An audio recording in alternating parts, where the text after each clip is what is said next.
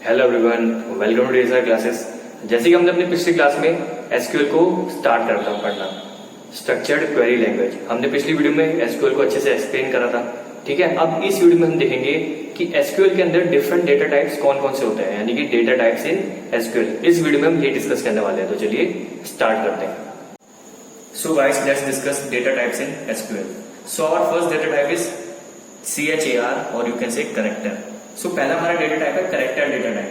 सो character data type क्या होता है बेसिकली, जैसे सपोज करो हम एसक्यूएल में बात करें तो डिफरेंट जो हमारे नेम्स होते हैं, जैसे नेम हो गया, सिटी का नाम हो गया, मतलब कोई भी पर्टिकुलर ऐसी फील्ड जिसमें मतलब हम नेम्स मतलब क्या करते हैं, पुट करते हैं, उसको हम किससे रिप्रेजेंट करते हैं, करेक्टर से रिप्रेजेंट करते हैं। जैसे अगर मैं एग्जांपल की बात करूं, जैसे मैंने एक कोई भी पर्टिकुलर नेम लिख दिया, जैसे मैं लिख दिया देवेश, एक पर्टिकुलर नेम लिख दिया। ठीक है, मैंने सिटी का नाम लिख दिया, जैसे मैं लिख दिया दिल्ली। ठीक है, ये क्या है, पर्टिकुलर नेम्स है ना। तो ऐसी नेम्स को हम किन से रिप्रेजेंट करते हैं, करेक्टर डेटा टाइप से रिप्रेजेंट करते हैं। ठीक है, अब उसको रिप्रेजेंट करने का तरीका क्या है, या तो आप CHAR लिख दो या फिर पूरा करेक्टर लिख दो। दो मेथड से आप इसको रिप्रेजेंट करने के।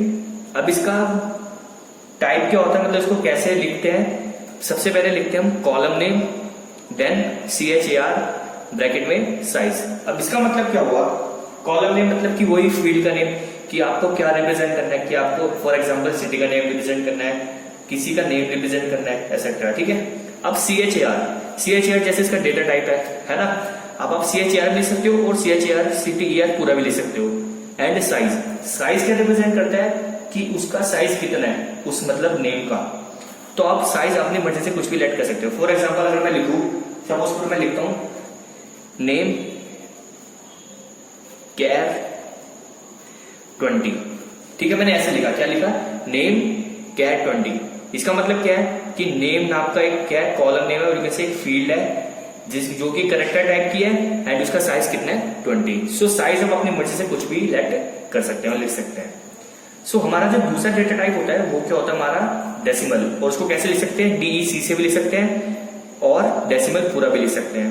अब इसको रिप्रेजेंट करने का तरीका क्या होता है, कॉलम नेम देन डेसिमल। अब डेसिमल मतलब साथ साथ जो रिप्रेजेंट कर रहा है कि डेसिमल वैल्यू के लिए होता है। अब डेसिमल वैल्यू जैसे मैं कहूं, जैसे मैंने बोला 17.84, 9.82, ये क्या हमारी डेसिमल वैल्यू और यू कैन से फ्रैक्शनल वैल्यूज है ना। सो इन टाइप की वैल्यूज को रिप्रेजेंट करने के लिए हम कौन सा डेटा टाइप यूज करते हैं, decimal data type. For example अगर मैं बोलूं, मैं लिखूंगी परसेंटेज देन डेसिमल। इसका मतलब क्या हुआ कि इस केस में मेरी कॉलम का नेम क्या है और कैसे फील्ड का नेम क्या है, परसेंटेज है। अब आपको पता है परसेंटेज क्या है, कि परसेंटेज इंटीजर भी हो सकते हैं। इंटीजर इन द सेंस कि इंटीजर आपको पता है क्या होता है, कि कुछ में कोई डेसिमल ना हो ऐसा नंबर। अब परसेंटेज डेसिमल फॉर्मेट पे भी हो सकता है, कि जैसे अगर मैं बात करूं 78.5% आई है इसकी 80.2% आई है। तो मोस्टली अगर देखा जाए तो परसेंटेज डेसिमल फॉर्म में होती है, क्योंकि हम इसको ऐसे भी लिख सकते हैं ना, परसेंटेज को ऐसे भी लिखते हैं ना कि 80.00% है ना। सो इसलिए मैंने डेटा टाइप का यूज करा परसेंटेज को रिप्रेजेंट करने के लिए डेसिमल। अब एक बात और, अब इसमें मैंने डेसिमल लिखा, अब इसमें DEC भी लिख सकते थे ओनली, क्या DEC भी लिख सकते थे। तो आप DEC लिख दो या डेसिमल लिख दो, दोनों बात एक ही है। अब थर्ड हमारा डेटा टाइप क्या होता है, वो होता है इंटीजर। अब इंटीजर जैसी नेम सजेस्ट कर रहा है, इंटीजर मतलब कि ऐसी न्यूमेरिकल वैल्यूज जिसमें कोई डेसिमल ना हो। जैसे अगर मैं कहूं 5, 42, 37, ये क्या हमारी इंटीजर वैल्यूज है, क्योंकि इनमें कोई भी डेसिमल नहीं है। सो अगर इन वैल्यूज को रिप्रेजेंट करने का तरीका क्या होता है, पहले लिखते हैं कॉलम का नाम आता है, देन लिखते हैं इंट।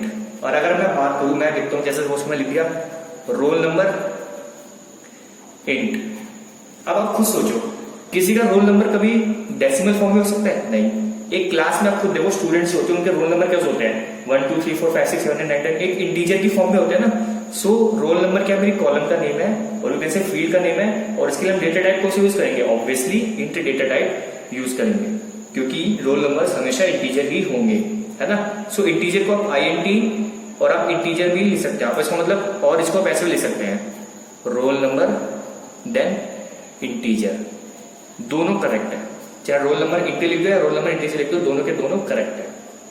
अब फोर्थ क्या है, फोर्थ है फ्लोट डेटा टाइप। क्या, फ्लोट डेटा टाइप। अब फ्लोट डेटा टाइप इसलिए यूज होता है, ये यूज होता है किसके लिए, एक्सपोनेंशियल फॉर्म वाली वैल्यूज के लिए, टू द बेस 10 वाली जो एक्सपोनेंशियल वैल्यूज होती है ना, उनको रिप्रेजेंट करने के लिए। फॉर एग्जांपल अगर मैं कहूँ मैथमेटिक्स में, सपोज करो कोई वैल्यू ऐसी है 2.83 इंटू 10⁻23, ठीक है, या कोई वैल्यू ऐसी है सपोज करो 1.4 इंटू 10⁻16। इन जैसी वैल्यूज को रिप्रेजेंट करने के लिए हम क्या डेटा टाइप यूज करते हैं? फ्लोट डेटा टाइप यूज करते हैं। और इसका फॉर्मेट क्या होता है कि पहली वही कॉलम नेम और यू कैन से फील्ड का नेम आता है, देन आप क्या लिखोगे? फ्लोट लिखोगे। ये क्या होता है? फ्लोट डेटा टाइप रिप्रेजेंट करने का तरीका होता है।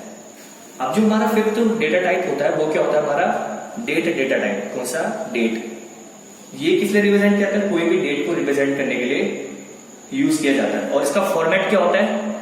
ये Y Y Y Y represent कर रहा है year, then dash, then month, then date, ठीक है। फॉर एग्जाम्पल अगर मैं कहूं 2020 05/14, मतलब कि 2020 ईयर है, 05 हमारा मंथ है, यानी कि 5 मई, मतलब कि मई का महीना है, एंड 14 हमारी क्या है? डेट है।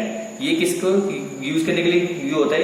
डेट डेटा टाइप को यूज करने के लिए यूज किया जाता है। ये इसका फॉर्मेट होता है डेट का। अब छठा जो होता है वो हमारा क्या होता है? Date time. क्या?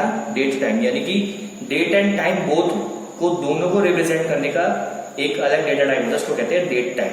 और इसका फॉर्मेट क्या होता है? जैसे हमने डेट में लिखा था फॉर्मेट वो, देन थोड़ा गैप देके ये है एचएस, मतलब कि hour, then colon, then minute, colon, then second.